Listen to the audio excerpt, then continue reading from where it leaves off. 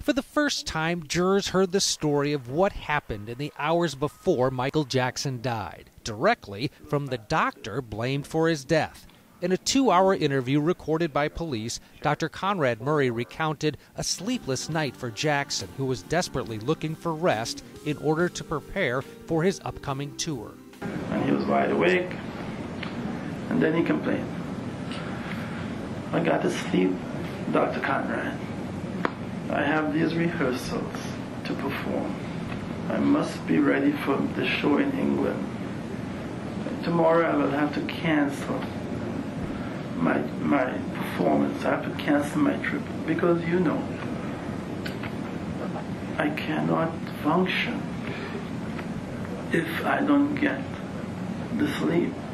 Murray says he gave Jackson a series of sedatives, but nothing worked. Finally, at 10:40 a.m., he says he gave in to Jackson's pleas and administered 25 milligrams of propofol, which Jackson referred to as his milk. I then decided to go ahead and give him some of the milk so he could get a couple of hours sleep so that he could produce, because I cared about him. I didn't want him to fail. I had no intentions of hurting him. But Murray's timeline of what happened next is under dispute by the prosecution. I monitored him. I sat there and watched him for a long enough period that I felt comfortable. But then I needed to go to the bathroom. So I got up, went to the bathroom. And then I came back to his bedside and I was stunned in the sense that he wasn't breathing. I was gone, I would say, about 2 minutes. His body was warm.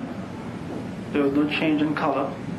So I assume that everything happened very quickly, just about the time I was gone, within that time and coming back. Murray says he was away from Jackson for only 2 minutes, but phone records show Murray spent 45 minutes on his cell phone before he discovered that Jackson had stopped breathing. Still, the audio tape may work in Murray's favor. The jury heard Murray say repeatedly that he loved Jackson and wanted to help him. Mr. Jackson was my friend. I loved him. That Michael Jackson may have had a dependency to substance.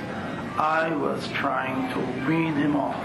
Murray also talked about consoling Jackson's daughter, Paris, at the hospital. I said I tried my best, and she said, I know that, Dr. Murray, at least I know you tried your best. I know you tried your best, but I'm really sad. You know, I wouldn't wake up in the morning and I wouldn't be able to see my daddy. And she cried, and it was very sad. The audio tape may be the only chance the jury has to hear Murray's story, as it's not expected that he'll take the stand in his own defense. Ted Rowland, CNN, Los Angeles.